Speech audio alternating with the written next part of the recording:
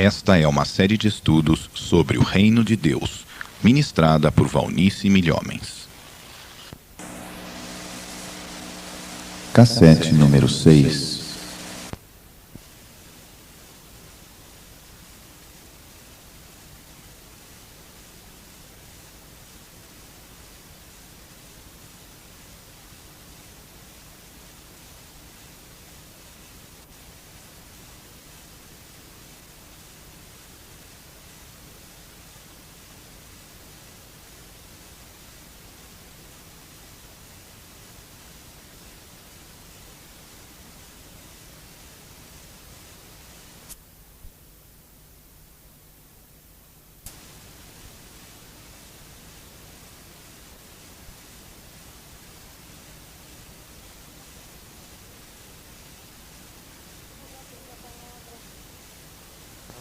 Vamos abrir a palavra nesta manhã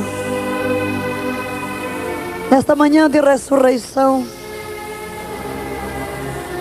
do Evangelho de Lucas, no capítulo 24. Evangelho de Lucas, capítulo 24.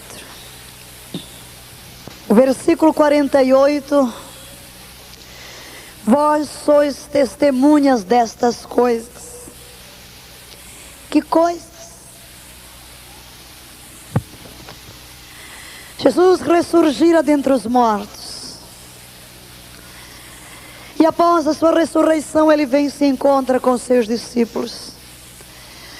E ao encontrar com seus discípulos, Jesus fez um gesto muito significativo.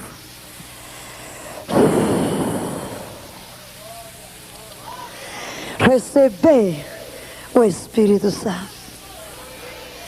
Amados, esse sopro de Deus tem um sentido profundo, porque o sopro de Deus é a vida de Deus. Lá no jardim do Éden, quando Deus moldou do barro a casa onde o homem ia morar, isto é, o seu corpo, diz a palavra que Deus soprou. Ele soprou no homem. Soprou o quê? O fôlego da vida. E o que é o fôlego da vida, senão o Espírito de Deus? Quando Deus fez uma aliança com Abraão, existia algo que fazia parte da aliança. Era a troca de nome. Deus acrescentou ao seu próprio nome o nome de Abraão. E passou a ser chamado Deus de Abraão. Mas também Deus tirou parte do seu nome e o deu a Abraão. Pelo que Abraão passou a ser chamado Abraão. E esse do nome de Deus, representado pela letra H, não é outra coisa senão o sopro de Deus.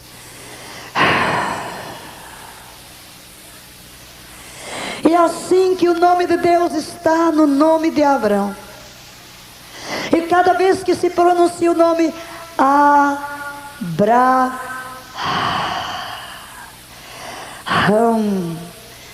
lamentavelmente em português o H é mudo. E por isso até tiraram um H ao traduzir o nome de Abraão para português. E os tradutores só fizeram isso porque não tinham revelação. Se não teriam deixado o H lá, mesmo que em português fosse mudo. Porque significa que parte de Deus foi acrescido a Abraão. E assim como Deus passou a ter no seu próprio nome o nome de Abraão, Deus deu a Abraão parte do seu nome. E quando chegamos em Gálatas, no capítulo 3, começando no versículo 13, Paulo assim se expressa: Cristo nos resgatou da maldição da lei, fazendo-se maldição em nosso lugar, para que a bênção de Abraão chegasse até os gentios. E que bênção suprema é esta! E recebêssemos o Espírito, isto é, o sopro de Deus, pela fé, para que recebêssemos esse. E é isso que no dia da ressurreição Jesus Cristo faz. Recebei o Espírito. Aleluia. Mas aqui no versículo que vamos ler, em Lucas capítulo 24, Jesus Cristo diz aos seus discípulos: vós sois testemunhas destas coisas, sois testemunhas de que vivi, sois testemunhas de que preguei, de que morri, de que ressurgi. Vós sois testemunhas destas coisas. Portanto, eis que sobre vós envio a promessa de meu Pai. Ficai, pois, na cidade de Jerusalém, até que do alto sejais revestidos de poder. Digam comigo: eis que vos envio a promessa do meu Pai. Que promessa será essa? Eu vos envio a promessa do Pai. Mas antes que Jesus dissesse: eu vos envio a promessa do Pai, ficai na cidade até que do alto sejais revestidos de poder, Ele trouxe o sopro e transferiu para os seus discípulos o Espírito Santo. E foi nesse exato momento, quando Jesus soprou o Espírito sobre os discípulos, que eles nasceram de novo.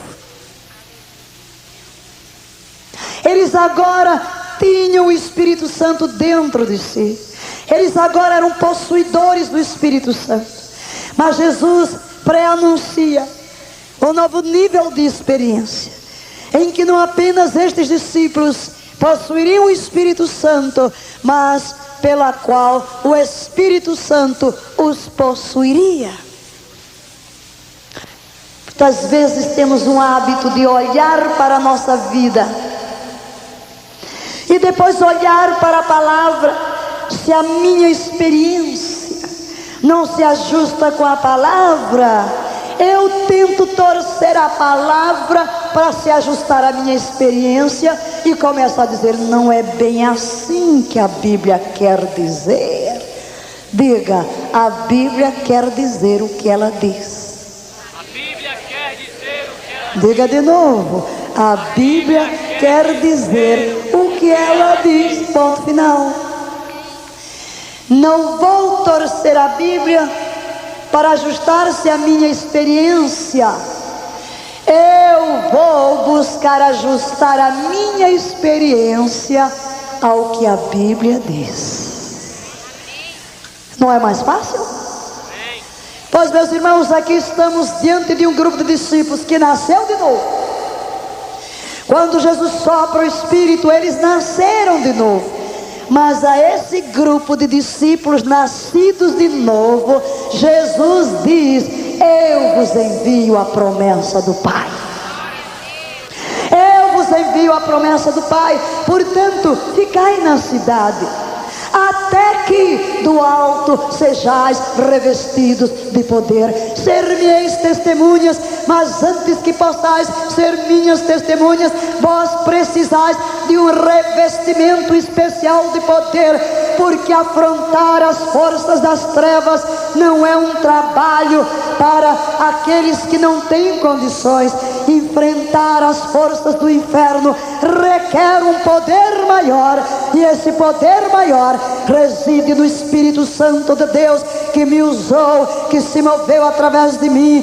Foi através desse poder em mim e sobre mim que operei sinais, prodígios, curei enfermos, ressuscitei mortos, limpei leprosos, expulsei demônios. E vós, como minhas testemunhas, vós como extensão da minha própria missão, vós como continuadores da minha obra, recebereis o mesmo poder, porque sem esse mesmo poder não tereis condições de saquear o inferno e povoar o céu e manifestar os sinais do reino. Essa é a palavra de Jesus para os discípulos. Era necessário que se cumprisse o dia de Pentecostes, porque todos os grandes acontecimentos dentro do plano da redenção têm ocorrido em festas. As festas instituídas por Deus para Israel celebrar de geração em geração. E assim que o sacrifício do Cordeiro ocorre no dia da Páscoa, em que o Cordeiro no templo era imolado. A ressurreição ocorre nesta época, e depois os primeiros frutos ocorreriam no dia de Pentecoste, quando Israel comemora as primeiras colheitas. Se na Páscoa o Cordeiro era imolado, no Pentecoste o povo trazia os primeiros frutos da terra para oferecer ao Senhor. E é exatamente nesse dia de Pentecostes, os discípulos esperam, 10 dias após a Páscoa, é o dia de Pentecoste, as primeiras colheitas, e é exatamente nesse dia que Deus começa a se mover.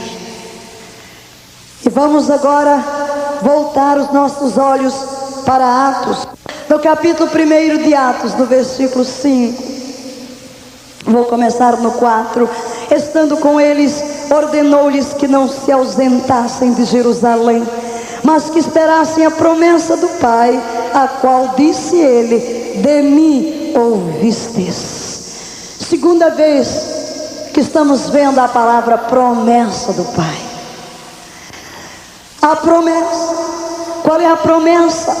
Nos capítulos 14, 15 e 16 do Evangelho de João, Jesus fala largamente, na noite em que ele foi traído, do outro Consolador, o Espírito Santo, aquele que viria para substituir a Jesus. E Jesus disse dele: ele está no meio de vós, mas então ele estará dentro de vós, em vós, não apenas no meio, não apenas presente em vosso meio, mas ele estará dentro de vós, aquele Espírito da verdade que o mundo não pode receber. O mundo não pode receber, porque não o vê, nem o conhece, mas vós o conheceis, porque está no meio de vós, e naquele dia ele passará a estar dentro de vós. Ressalto as palavras: o mundo não o pode receber. Em outras palavras, o descrente não pode receber. Esse possuir do Espírito é uma promessa distinta para filhos de Deus. Essa promessa é para aqueles que passaram por um novo nascimento, por aqueles que foram convencidos do pecado e se tornaram santuários de Deus, para aqueles que foram gerados e regenerados pelo Espírito Santo. Em João, no capítulo 7, começando no versículo 37, a palavra declara, e aqui é uma ocasião de uma outra festa, a festa dos tabernáculos. No último dia, o grande dia da festa, levantou-se Jesus e disse: se alguém tem sede, venha a mim e beba. E se alguém crer em mim, como dizem as Escrituras, rios de água viva fluirão do seu interior. Isso dizia com respeito ao Espírito Santo, que haviam de receber os que nele crescem. Aleluia! Os que nele crescem, porquanto o Espírito Santo não havia sido dado, porque Jesus ainda não fora glorificado. antes de Jesus ascender aos céus, ele declara: ficai em Jerusalém, para que esperem a promessa do Pai. Verso 5: porque na verdade João batizou em água, mas vós sereis batizados no Espírito Santo dentro de poucos dias. Portanto, a promessa do Pai aqui é chamada por Jesus de batismo no Espírito Santo. A promessa do Pai se chama batismo no Espírito Santo. Receber o Espírito Santo é a promessa do Pai e se chama batismo. O que é batizar? O verbo batizar em português vem do grego, cuja raiz é bapto, e significa imergir, mergulhar, estar sob o domínio de, na esfera de, envolvido por.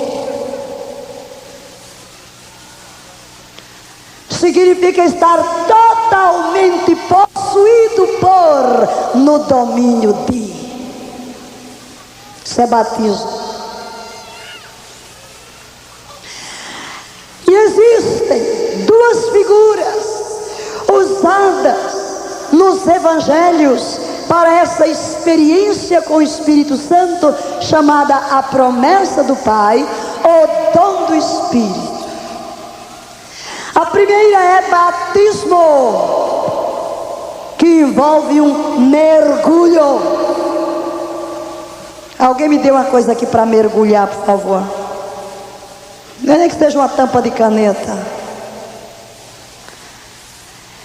Então o que é? Esta figura batismo fala de uma experiência exterior.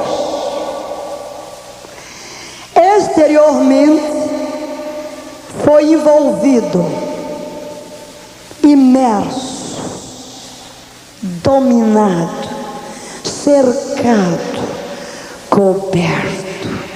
E essa experiência que Jesus provou no Jordão, quando o Espírito desceu sobre ele e o envolveu. Jesus estava dentro do Rio Jordão, dentro, viu? Não era fora, era dentro da água. Nada de um pouquinho do Espírito, é tudo. Ele estava dentro da água e foi imerso na água. E depois de ter sido envolvido pela água, ao sair da água, o Espírito desceu sobre ele e o envolveu por fora. E esse é um símbolo de quê? De cercar, de envolver, de dominar. Mas depois Jesus usa outra experiência, outro verbo. Se alguém tem sede, venha a mim e beba. Isso fala de algo interior. É uma experiência interior, é um enchimento interior.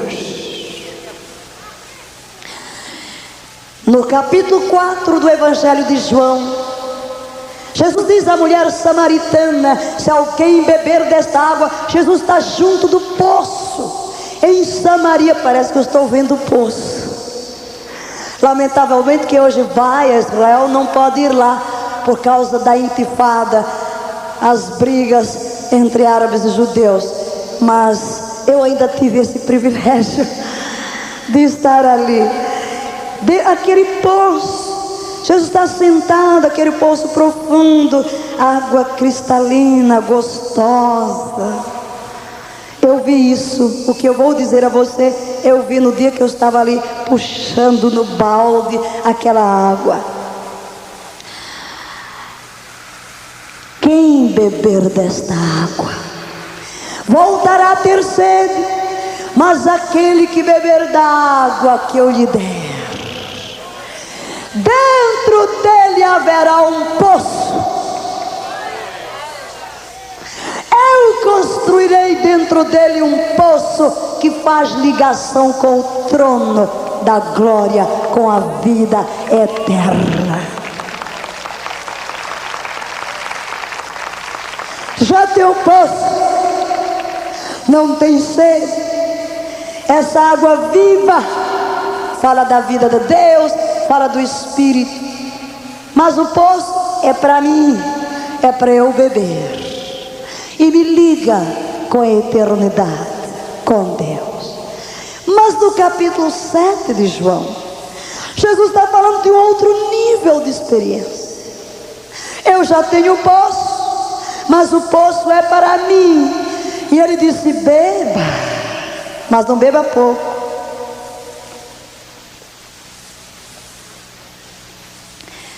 Beba, beba, e de repente as comportas, a fonte do meu homem interior, o poço em mim construído, rebenta e a água começa a borbulhar e a subir, e salta para fora e se transforma em rios de água viva.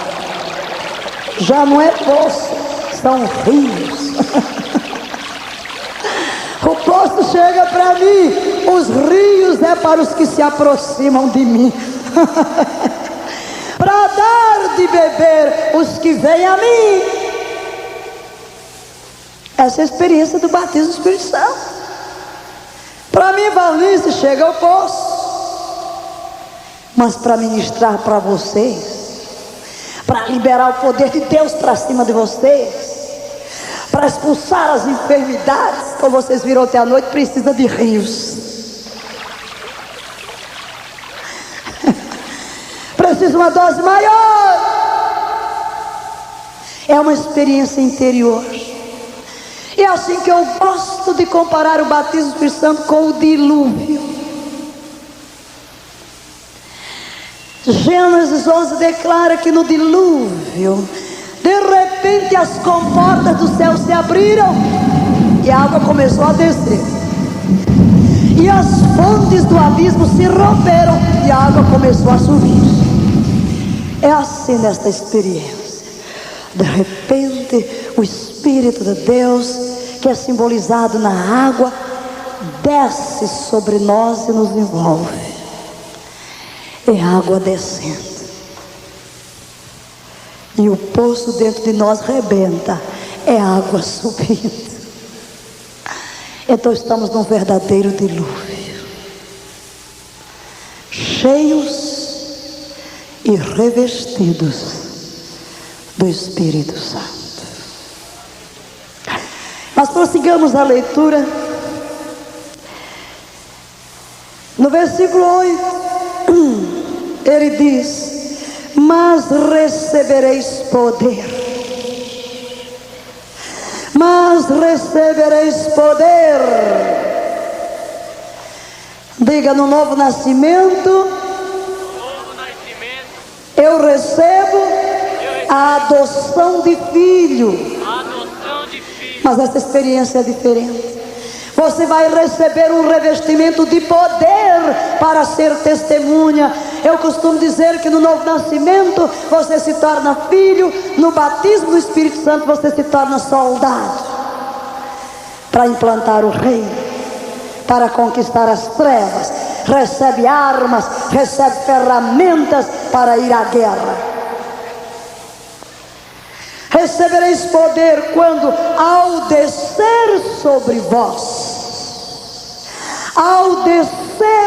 vós, o Espírito Santo, e em consequência disto ser-me-eis testemunhas, tanto em Jerusalém como em toda a Judeia e Samaria e até os confins da terra. Os discípulos ficam em Jerusalém, obedecendo ao Senhor. E no capítulo 2, diz o versículo 1: ao cumprir-se o dia de Pentecostes, estavam todos reunidos no mesmo lugar. De repente veio do céu um ruído, como que de um vento impetuoso, e encheu toda a casa onde estavam sentados. E lhes apareceram umas línguas como que de fogo, que se distribuíam, e sobre cada um deles pousou uma, e todos ficaram cheios do Espírito Santo, e começaram a falar noutras línguas, conforme o Espírito lhes concedia que falassem. Temos mais uma expressão aqui que retrata esta experiência da promessa e do batismo. Foram cheios. E é interessante notar algumas evidências. Primeiro, houve um ruído, como que de vento. Vento é o símbolo do Espírito. Segundo, algo semelhante a línguas de fogo, pousando sobre cada um deles. Terceiro, começaram a falar em outras línguas, não aprendidas, mas conforme o Espírito Santo concedia que falassem. Aqueles que estavam à volta ficaram horrorizados. Como é que esses estão glorificando a Deus em nossa língua? Alguns disseram, não, eles estão bêbados. Mas eram 9 horas da manhã. Era dia de festa. Aqueles judeus estavam ali sem ter comido ainda. Era impossível estarem no templo às 9 horas da manhã embriagados.